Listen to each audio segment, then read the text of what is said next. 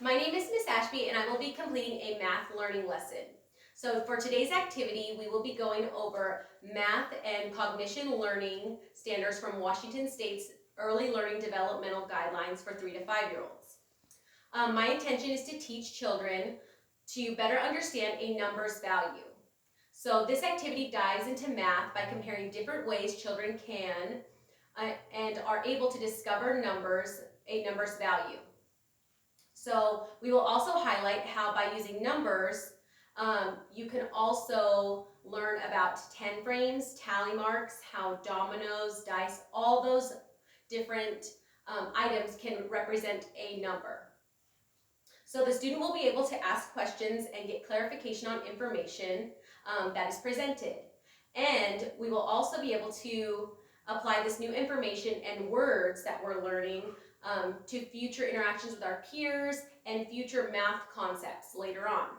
So the lesson that we'll be completing today is called Counting and Number Recognition Learning Activity. So what you'll need is you'll need paper, any kind of paper that you can find around the house. I just took paper from our scrap area.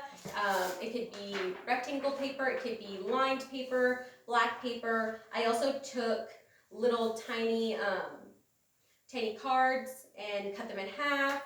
You can use paper plates if you don't have paper, and you can write numbers on them, Post-its.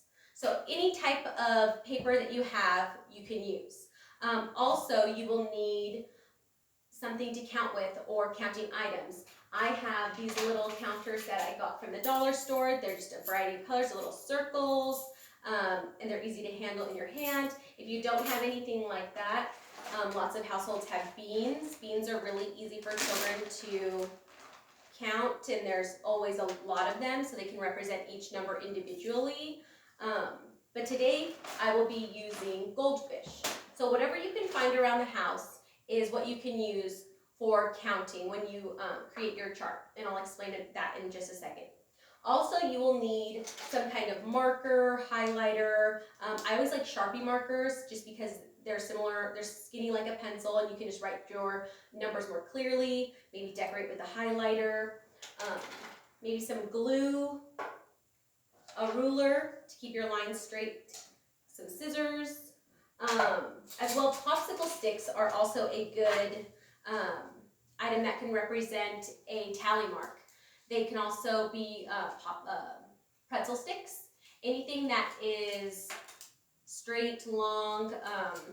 I have skinny ones, I have fat ones. Whatever you have, you can even use utensils that you have in your house. Anything that can look like a tally mark. So for today's activity, the first thing that we're going to do is you're going to want to prep your activity. So this can be with or without the child, depending on how much time you have. The first thing I did was I created a number chart right here. Depending on the child's skill set, some can count all the way up to 10, and you can focus on those numbers value, or you can go all the way from 1 to 20. So what I did is I just took my ruler and I made 4 different rows with 5 in it. So like 1 through 5, 6 to 10, 11 to 15, and 16 to 20. And each of them have their own separate square. This kind of is a learning math that you can sit down on a table or a flat surface, and then each of the children can grab their counters. So the idea is, for this portion, is to allow the children to take a handful of goldfish or beans, whatever you choose to do, and put that number on the numeral. So depending on the number, so for 1, you're going to add 1 goldfish. And then 2, you'll add 2 goldfish. And then so on and so on and so on. Just to show that that is the quantity, that is the amount that that number represents. 1 will have 1 item, 2 will have 2 items. And then you can go all the way up to 20. Depending on the child, they may need your assistance. It just depends on their skill set. So that's something super simple with just household items, snack. It's kind of fun to use your snack and learn at the same time. You put 1 too many, you can eat the extra. And also you can kind of challenge them and take some away and see, does that represent that number's value? Say I had 4 on the 8, and I would ask the child, is that the number's value? Is that how much 8 is worth? Is it worth to have 8? Does it need 4 or 8 goldfish? And you can have them count out loud, 1, 2, 3, 4, and then they'll know that they will need to add more goldfish to represent 8.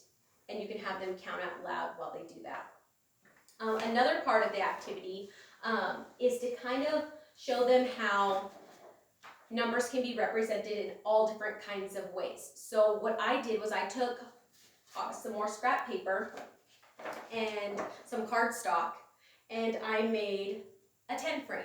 So it could be a 5 frame, it could be a 10 frame, depending on what the child's abilities are.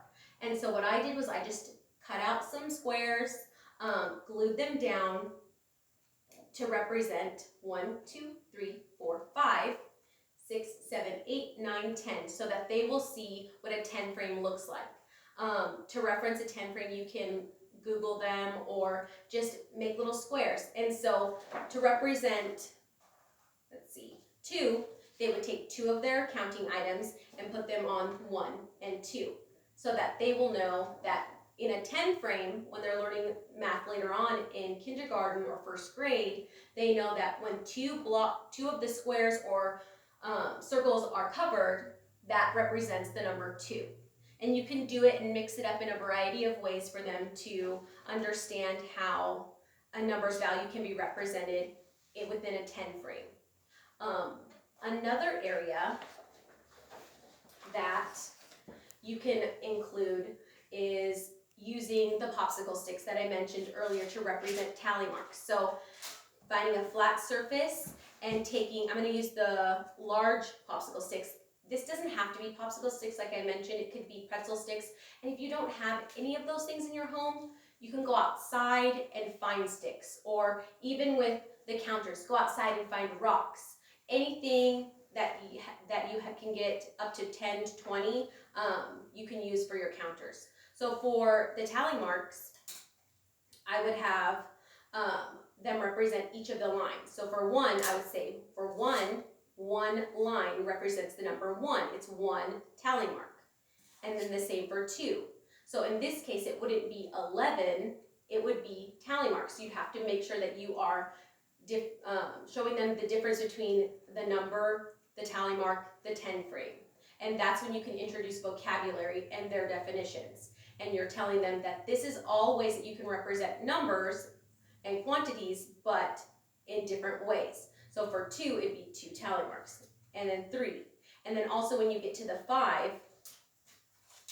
you can, it's easier to do it on a table, but you can do the 4, and then they can go across with the 4 to represent the 5. And it's super easy to do just with household items. You can do it with spoons, you can do it with utensils at home, whatever you have. So those will be the 3 areas that you'll focus on. The number chart, where they can put the quantities of the number on top of, to represent each number, the 10 frame, as well as making tally marks. Another area, if you don't have these items around, you could take your Post-its or I just cut little pieces of paper and wrote numbers on it. You can go around the house and say, hey, how many legs does this chair have? And have the child go and count the chairs of a leg, 1, 2, 3, 4, and then find the number 4 and set it right on the chair. Or you could say, how many chairs are in the living room? And they can grab a 1. There's 1 chair in the living room. And that just makes it so it simplifies the activity, so you're not having to have these little counters everywhere. It just makes it so you go to your household items and put the number just right on top of it. There you have 1 television, maybe you have 10 tomatoes or 10 lemons, just depending on what your household has.